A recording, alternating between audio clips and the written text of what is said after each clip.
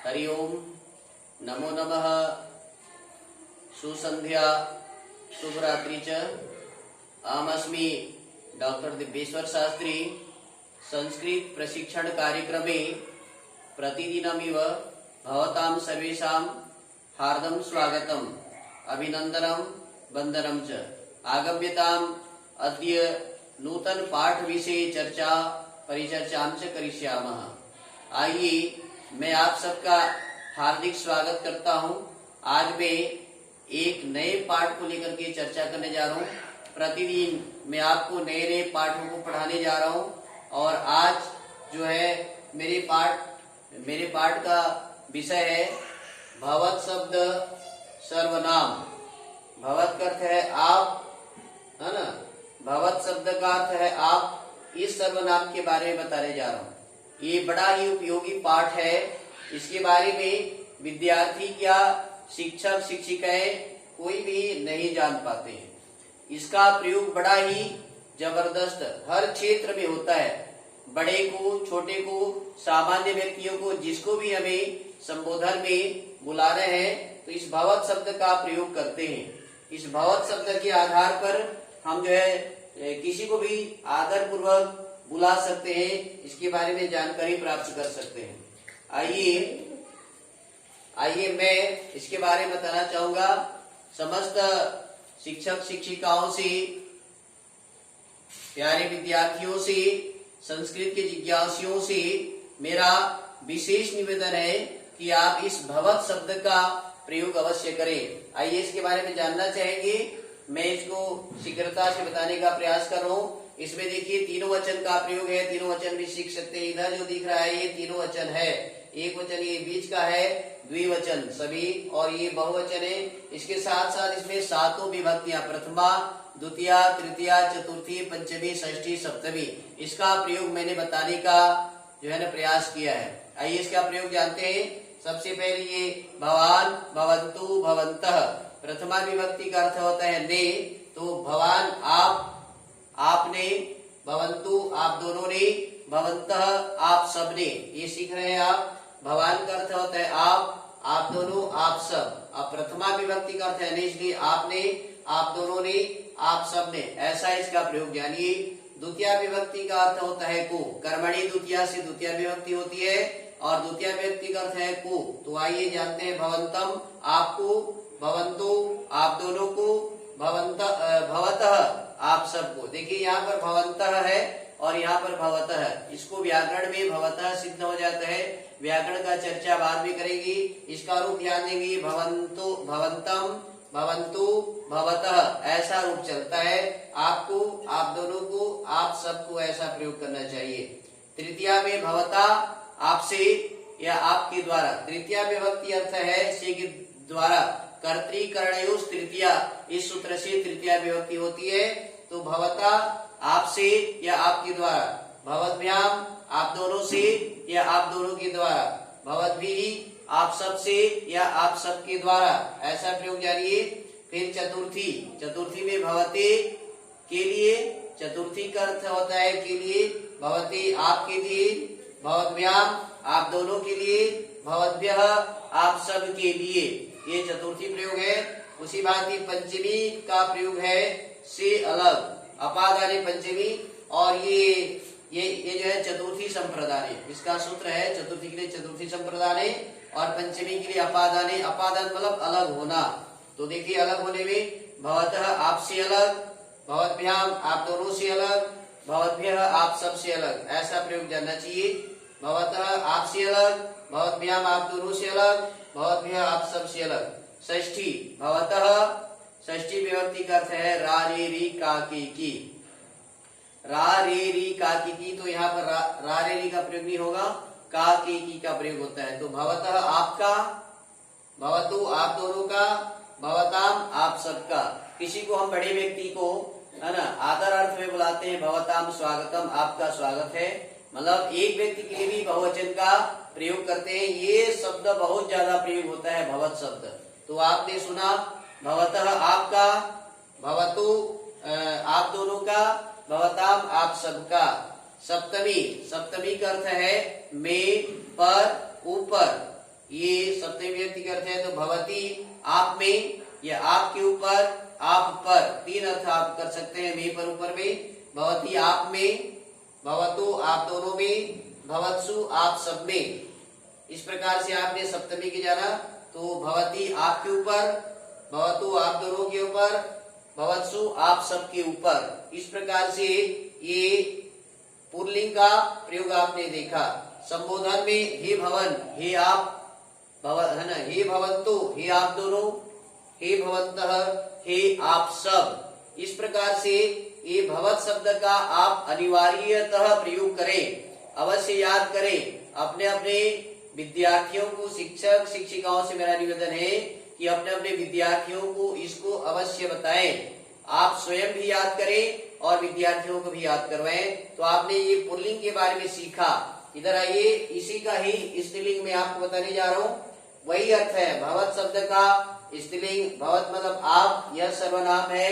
भवत शब्द आप सर्वनाम को जो है बता रहा हूं मैं स्त्रीलिंग में। और ध्यान देंगे, ये भवत शब्द का प्रयोग सदा प्रथम पुरुष का ही होता है। आप इसका वाक्यों में प्रयोग करेंगे।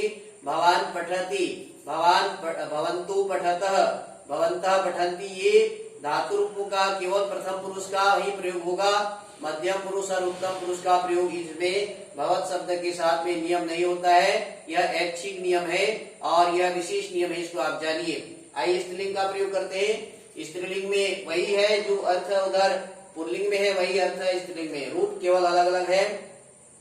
पुल्लिंग का हर कोई रूप जानता है, किंतु स्त्रीलिंग का प्रयोग बहुत कम लोग जानते हैं। और खास करके आज हमारे साथ में शिक्षिकाएं बहनें बहुत ज्यादा हैं। संस्कृत पढ़ाने वालों में शिक्षिकाओं की, बालिकाओं की, माताओं की संख्या भी बहुत है।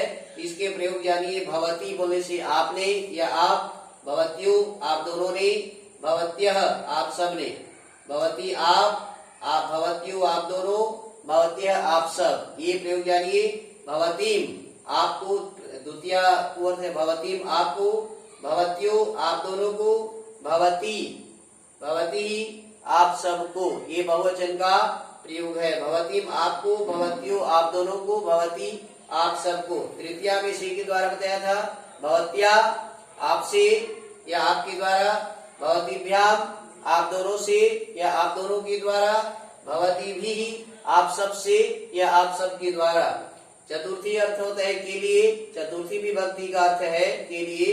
तो भवते आपके लिए और भवतीभ्याम आप दोनों के लिए, भवतीभ्यः आप सब के लिए।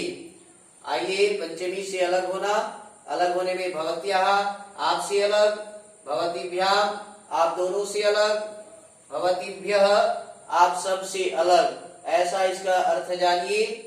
और आगे आपने पंचमी का सीखा। षष्ठी रारेरी काकी की का जो प्रयोग है, तो का की का लेते हैं। भवत्याः आपका या स्त्री आपकी, है ना, आपकी सेवा में।